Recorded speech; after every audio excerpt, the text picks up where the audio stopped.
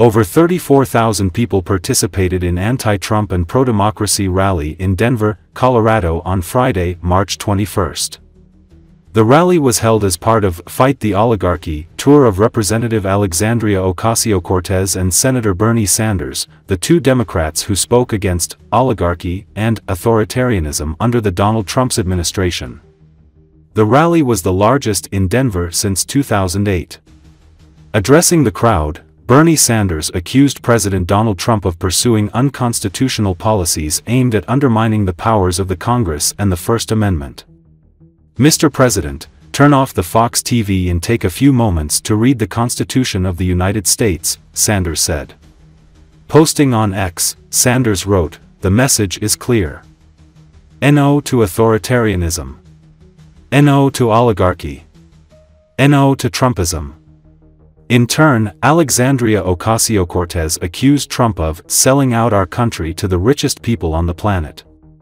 In particular, she slammed Trump for what she described as handing the keys of the federal government to billionaire Elon Musk.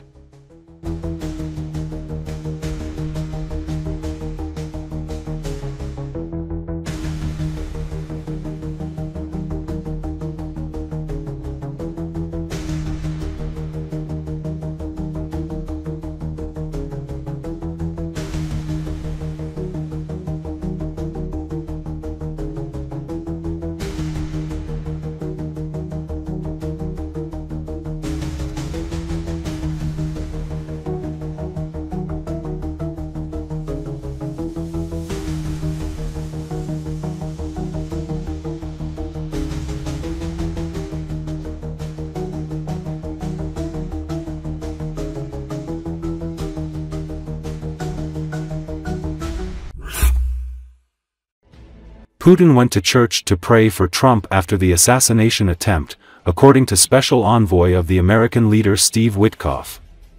According to him, Putin also ordered a portrait of Trump from a famous artist and sent it to Washington. Trump was touched by the gift. This gesture was not only a demonstration of Putin's concern but also highlighted the friendship between the two leaders. When the president was shot, he went to his local church and met with his priest and prayed for the president, Witkoff said of Putin. This shocking development was highlighted in an interview with ex-Fox News anchor Tucker Carlson and did nothing to detract from suspicions of a pally relationship between Trump and Putin amid talks on ending the war, which many see as favoring Russia and harming Ukraine. Despite this, heavy fighting continued on both sides despite ceasefire speculation, as Russian shelling left a girl, 14, and her father dead in the Zaporizhia region, along with a woman, 38, while Kiev and Odessa faced thunderous attacks. Ukraine targeted Russia's Samara-Sergivsky explosives plant in drone strikes, along with an oil facility in the Rostov region, and Rostov-on-Don city where a high-rise tower was hit. A £25 million Russian Buk M1 anti-aircraft missile system with ammunition was blown up by a Ukrainian strike in the war zone, as seen on a new aerial video. Speaking of the Russian aggressor with reverence, Witkoff said, President Putin had commissioned a beautiful portrait of President Trump, from the leading Russian artist, and actually gave it to me and asked me to take it home to President Trump.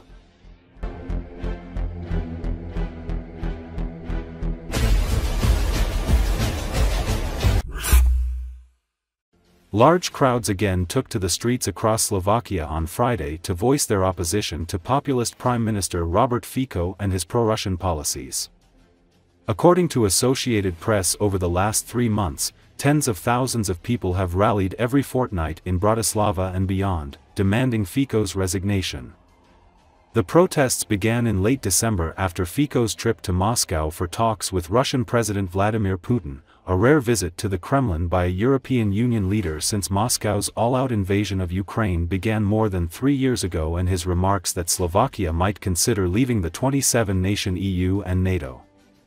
Fico, who survived an assassination attempt in May 2024, has faced calls to resign over his comments about future EU and NATO membership and his claim that Russia had security reasons to invade Ukraine. Fico's views on Russia have sharply differed from the European mainstream. He returned to power last his party won a parliamentary election in 2023.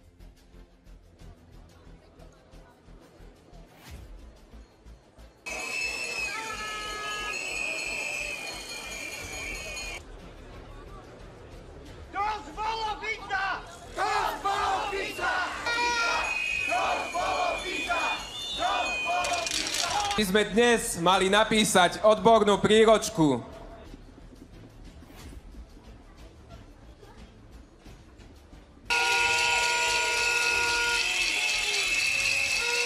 Nielen o štatutároch, ale aj o členoch mimovládnych, kde sa ani netají tým, že ide výhradne po mimovládkach. Takto postupoval aj Putin v roku 2012 po protestoch v Moskve. Teraz by som vás rada predviedla Slovenskou národnou galériou. Paralizuje ma to. Naopak, motivuje ma to. A zakričme spoločne. Dosť bolo Fica!